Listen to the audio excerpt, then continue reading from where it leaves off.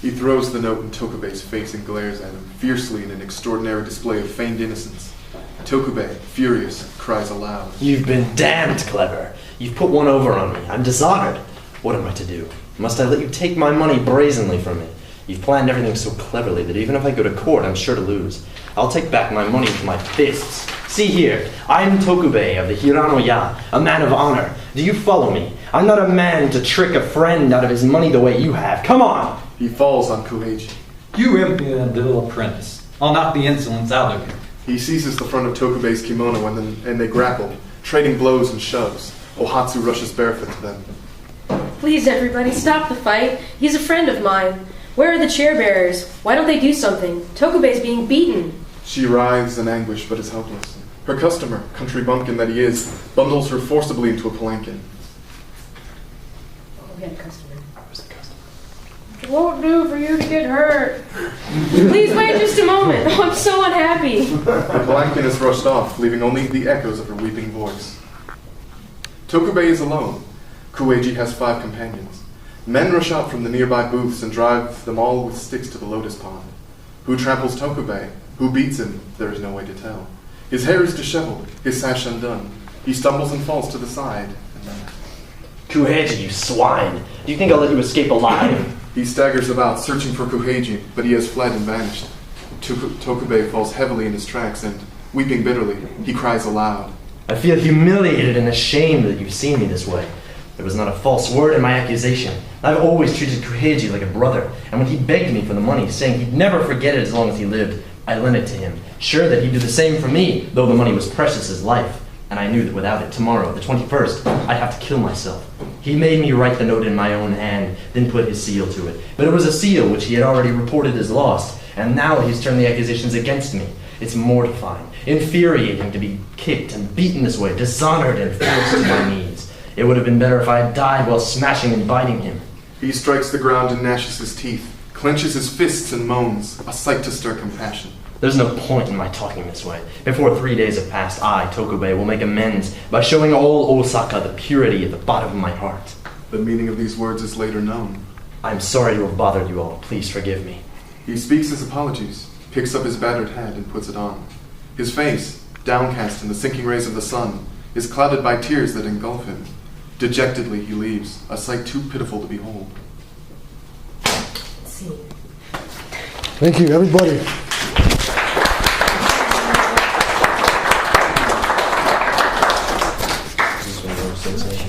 Thank you. Now, who wants to be customer? Yeah, just one line or so. Anybody? No. Thank you. What was your name? John. John. Customer. I don't know if there's more than one line. Is that okay? That's okay. Cool. A couple of things. I think, before somebody enters the scene, it might be a good idea to wait behind this screen. Or just, wait here and just walk up. Well, Yeah. certain characters, couldn't you just have them call out as well? What's that?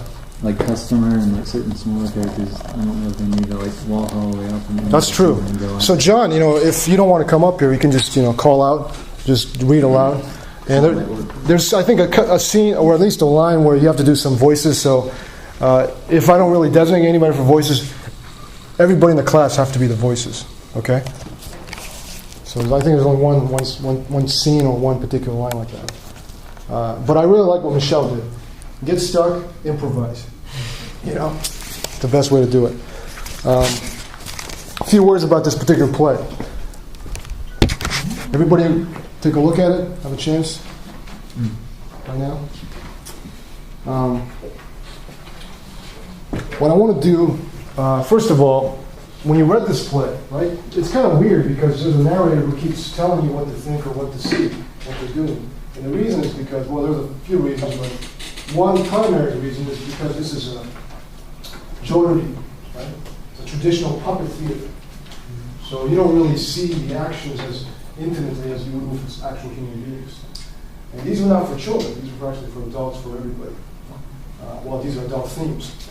But this is, that's one particular reason. And another, you might say, has to do with the aesthetics, right? A particular philosophy of art, if you like, of that particular period of theater. Today, in modern theater, since let's say 1945, many playwrights, for example, Tennessee Williams, who's working there at Red, right? Glass Menagerie, Cat on Haute Camino Real, Streetcar Named Desire, or Bertolt Brecht, the German playwright who did Mother Courage, Caucasian Chancellor, all these people, okay? They were very much influenced by it.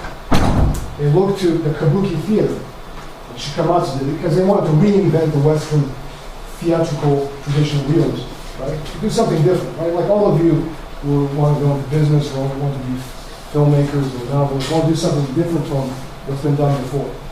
So these playwrights did the same thing by going back to this venerable tradition of the Kabuki. So what I want to show you, a little briefly, is what these the ways in which this particular story, right? I mean, this story is not just any other story. Romeo and Juliet, we read Romeo and Juliet in high school, right? But this particular story is even in a way deeper in terms of its cultural resonance, right?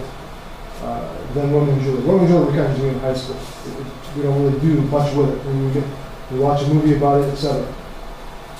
But with Sonezaki Lovers, when it was first premiered, it was shown, and the same thing happened to, well, I'll just tell you what happened. It was publicly premiered, it was a big hit, and Shikamatsu got into trouble for this.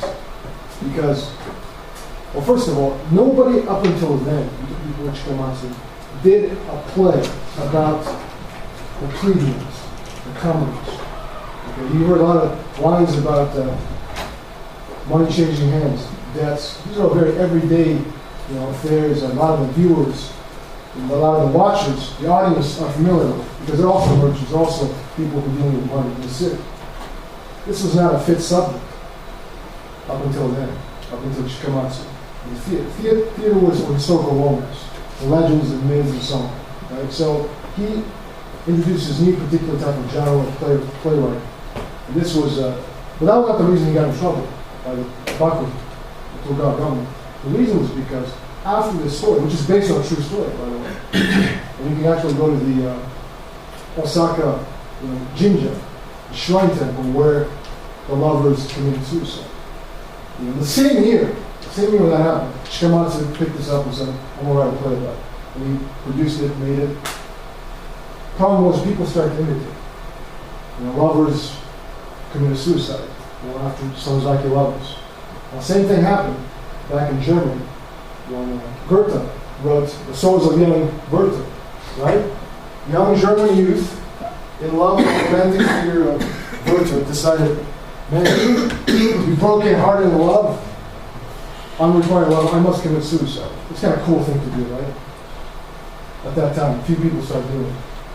And in the case of Japan, the government said, well, we can't allow people to do this. So let's forbid the showing of this particular play. And anybody who does this kind of double suicide, love suicide, they're not going to be buried properly. So this play, even though it's so much in the unconscious of Japanese culture, subculture, and so on, it was never replayed, allowed to be performed publicly until the 20th century, after the 80s. So I want to show you some contemporary play, if you like, on this particular theme of the Sonezaki Lovers. The first thing you want to see, or hear rather, is a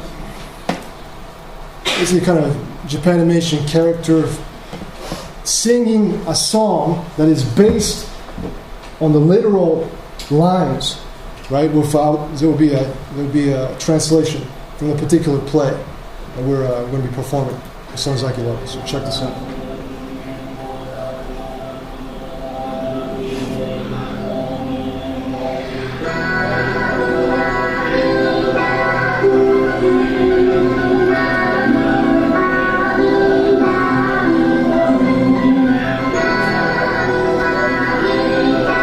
There's a line that you say when somebody dies. It's a Buddhist chant.